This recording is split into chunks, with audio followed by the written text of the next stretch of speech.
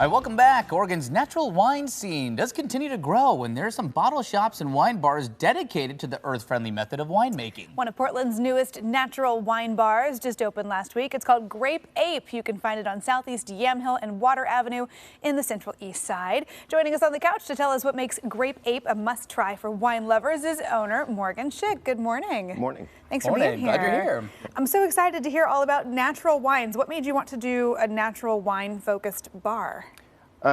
I come from the cocktail world mostly, and discovered, like a lot of people who are cocktail bartenders, that I started drinking nothing but wine. And I thought it would be nice to build a place that was the place that I wanted to be at all day, and have the sort of the hospitality feel of an old neighborhood bar, but with wine as the focus. Interesting. I love that. So what is the inspiration behind it, and specifically on the natural side? Because it is a different flavor profile that you're talking about with natural wines versus, I guess, what would you say, traditional wine? I don't want to label one as necessarily normal, but so what is the inspiration behind that? I think that the trend of natural wine, I mean, for one thing, is really just the way that wine was made for millennia before the more conventional current winemaking. So in a way, it's a return, but it's the ethos of it is important, I think, to me, where both from environmental standards, also just the excitement of what's in the bottle. It is a little more volatile or odd at times, but it gives you sort of more excitement in what you're drinking. And generally, the winemakers seem to be having a little more fun. They're a little more playful. There's more sense of experimentation and more sense of sort of inclusivity and democracy in the winemaking and the wine drinking. That's great. It does seem kind of like a fun science experiment that often has very delicious results. So, yeah, tell us a little bit about some of the wines that you brought today. Give us a sense of kind of the flavors you got going on here. Sure. I brought two things today. I brought this nice wine from the Marigny. Open this up for you. And what region is that for?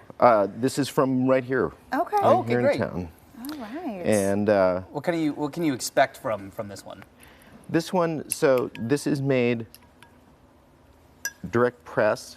So basically, the wine doesn't see a whole lot of oxygen while it's fermenting. Okay. So you get a very fresh, bright fruit flavor. Gotcha.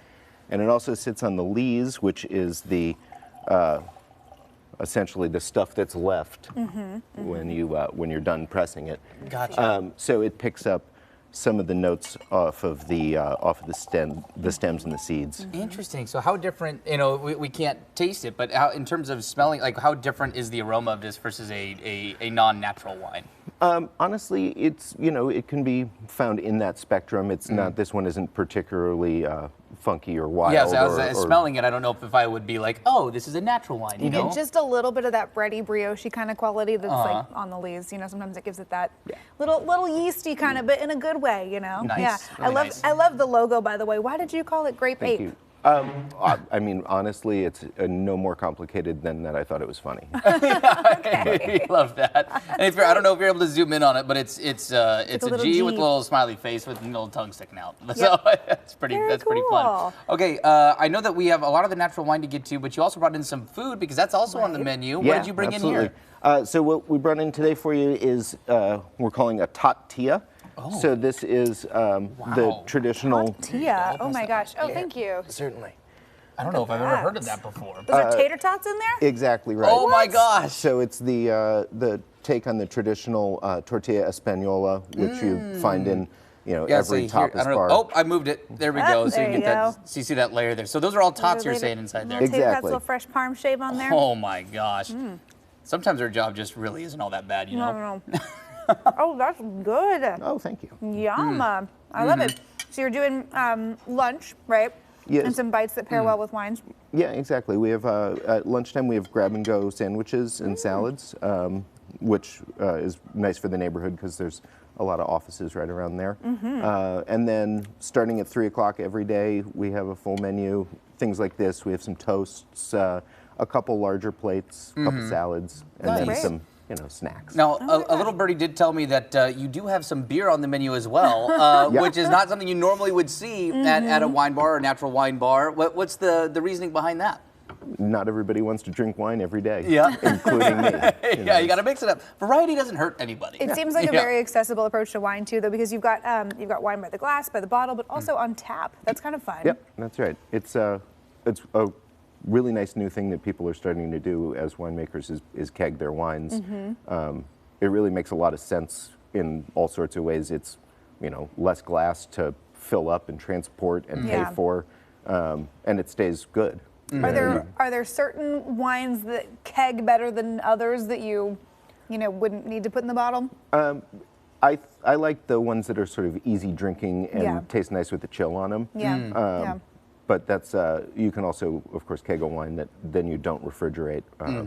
I can't because that's not the setup I have, but so I need to have it with a chill. But there's also just something sort of psychological about you see something coming off a tap and then you want to be able to really knock it back. And It's true. It's true. Even you obviously associate that with beer more often than not, and you see that and like, oh, maybe that's the beer I wanted. And it's like, even though I'm enjoying the one I already had, so it makes total sense. Morgan, it's been great to talk to you. I love this idea. I love the concept, and congrats on the opening. Thank you very much. And you're open. It's Wednesday through Sunday. Tuesday through Sunday. Tuesday through Sunday, 11 till bedtime. That's right. 11 till bedtime. I love that. So go check out Grape Ape on Southeast Yamhill and Water Avenue. You can see their hours and full menu at their website, grapeape.wine.